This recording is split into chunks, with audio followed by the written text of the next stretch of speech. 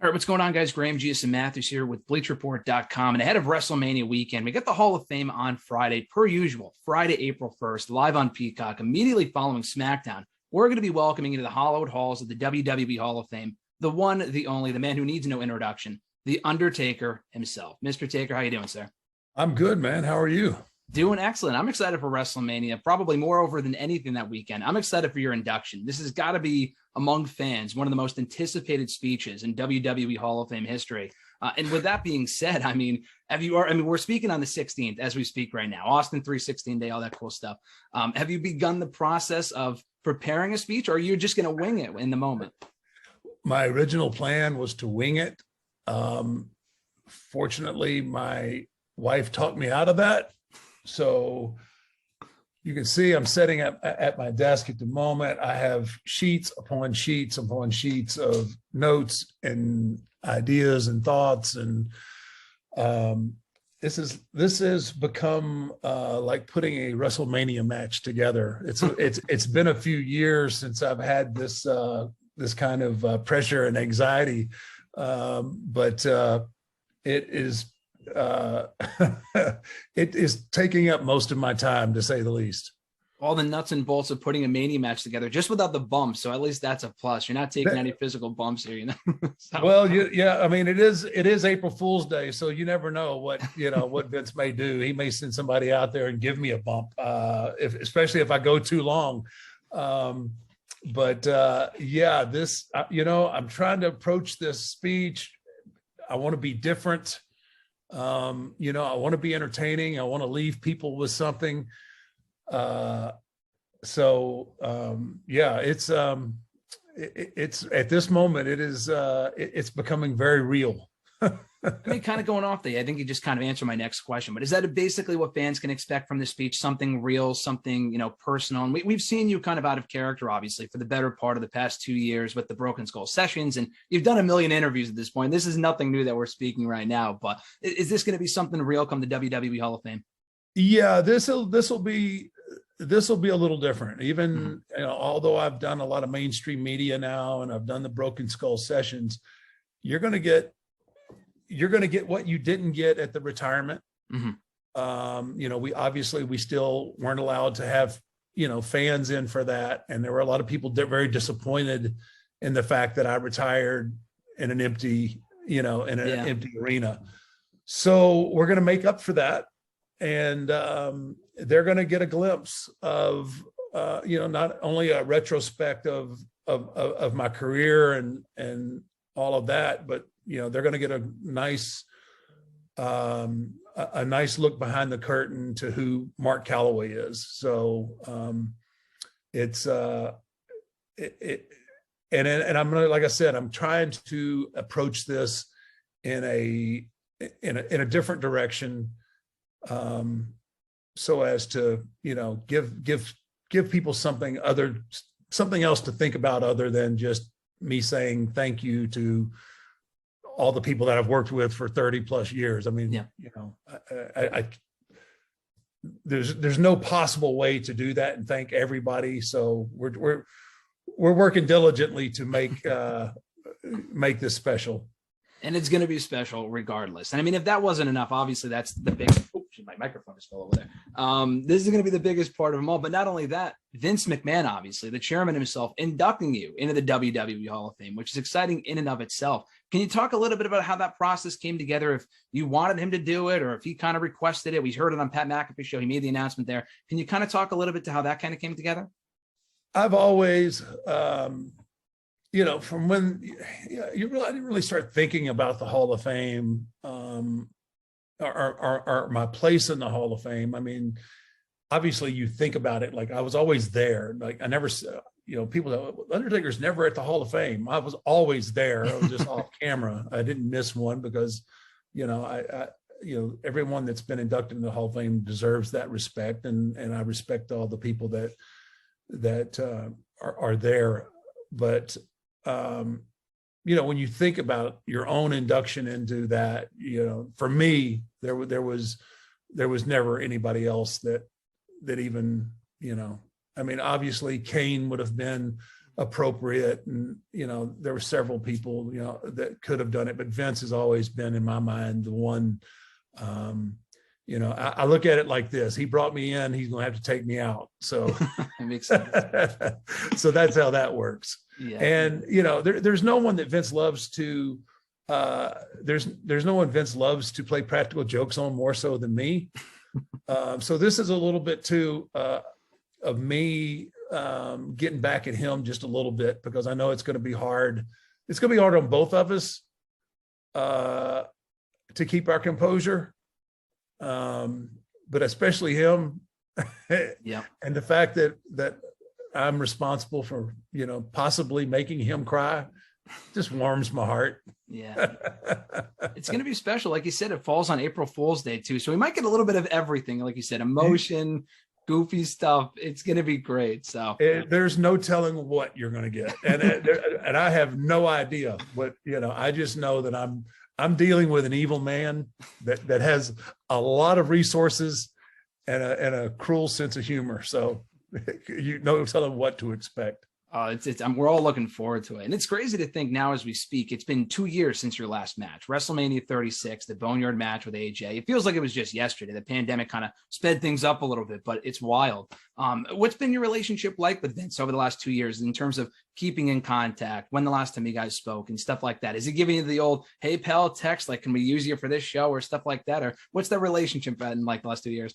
It's, for the most part, it's good, and most of our conversations are, it's on our friendship basis more so than than business.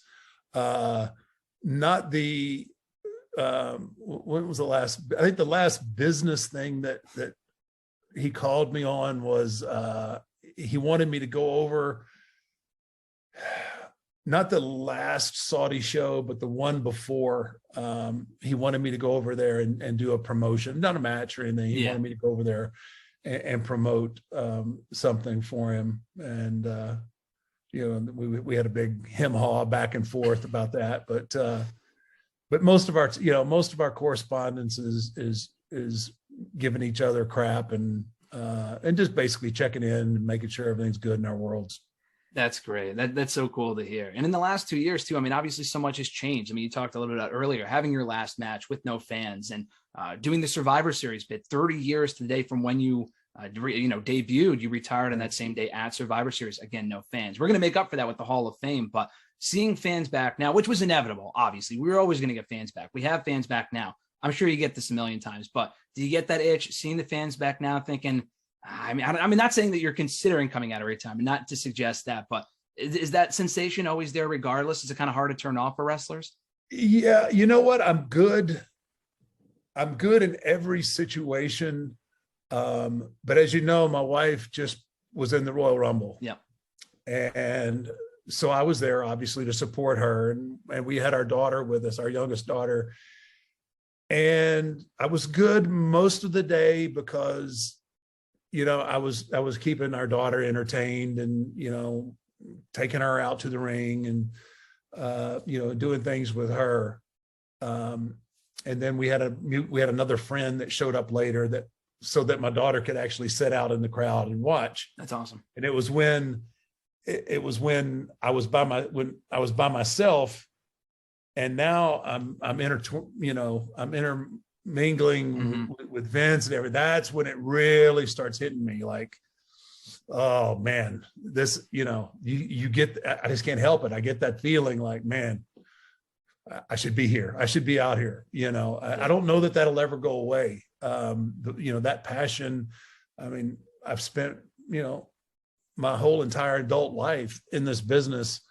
And, I've always had such a passion for this business. It's hard to completely sever those ties. And, like I said, every time I think that I've come to grip and come to, it's just like I get put in a situation where I'm back there and it just feels like I should be making my way to the ring, You're waiting for your music to hit any second. You're going to be number 30 in the Royal Rumble or something like that. Exactly. Yeah. Right. It's pretty funny. And you have the conspiracy theorists that still think I've got one left in me. And I don't know. They just don't want to leave you alone. They don't want you to rest, and they just don't want you to relax and just enjoy life. You know, they always want you back. They always want you in the Rumble, but you know, that's well. I mean, you know, I mean, I have to look at that in a sense of they, you know, they appreciate the body of work and for sure, and what I've done, and you know, I feel very blessed and very fortunate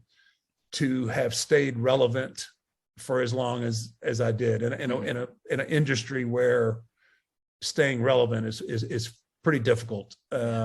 So it lets me know what I did right, I guess, to a certain degree. And, you know, I'm just grateful that people still care, you know. Yeah.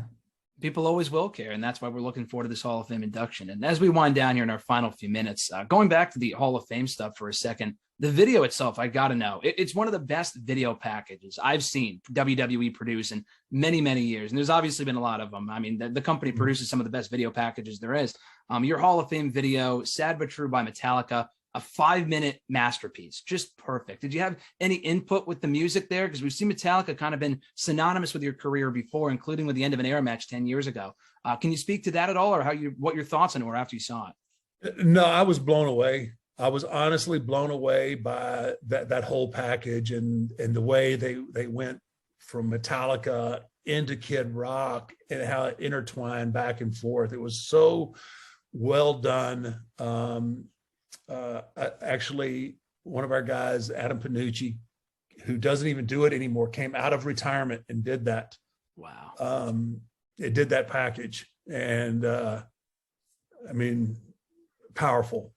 Just to say the least, and just kind of watch my whole career in a 5-minute deal, and it was so well done that I was truly blown away and just like, wow.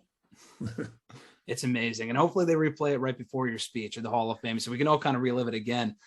Final few questions for you. In the last couple of years since you retired, has there been, and I'm sure this is a question you've gotten before, but any few people that you've noticed that really stand out as being, all right, this is a guy that I could see taking it to the future? I know you spoke about Omos before, kind of being a modern day Andre. I know you've said that before. Mm-hmm. Anyone beyond that, or including him, that you really see as being the stars of the future of WWE? Yeah, I think there's a lot of guys that are right there on the cusp. Mm-hmm. You know, we've seen Roman now over the last year and a half really just turn into a completely different animal. Yep. I mean, you know, he was doing great, but I mean, he has hit the stratosphere as far as where he's at. I think, you know, Seth is still, he's right there. I don't think he's hit his complete potential yet. I think he has so much growth left in him. I see so many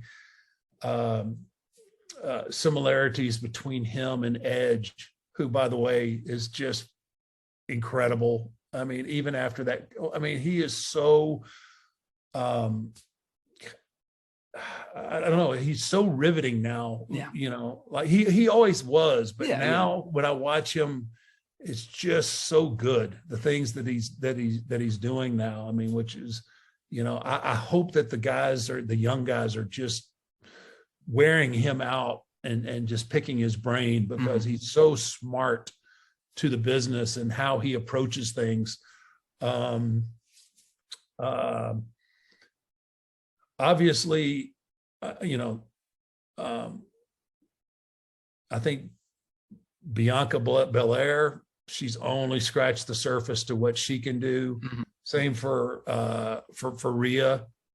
I think in the women's division, their futures are still ahead of them. Mm-hmm. Which, you know, in the women's division, my goodness, how good is it really? I mean, there's amazing. There's so much edge and to the things that they do. It's really, really entertaining. And they're doing such a great job. But there's a lot of guys that are just a piece or two away from you know, hitting that next level. And you know, like I said, there's there's enough old school guys there that I hope that the young guys are watching what watching what Roman's doing, watching what Brock is doing, watching what Edge is doing, so I'm anxious to see where we are in another couple of years. Yeah, and hopefully in time, all these people can end up in the WWE Hall of Fame as well, much like yourself, on April 1st, immediately following SmackDown, WrestleMania weekend. Very exciting. Streaming live on Peacock for everyone to enjoy. Undertaker, this has been great. Thanks so much for the time. Such an honor. This is a bucket list dream interview right now to be talking to you. So I appreciate the time here today. Well, thank you, man. It was my pleasure, for sure. Thanks a lot. Best of luck and congratulations again. Thank you. I appreciate it, man.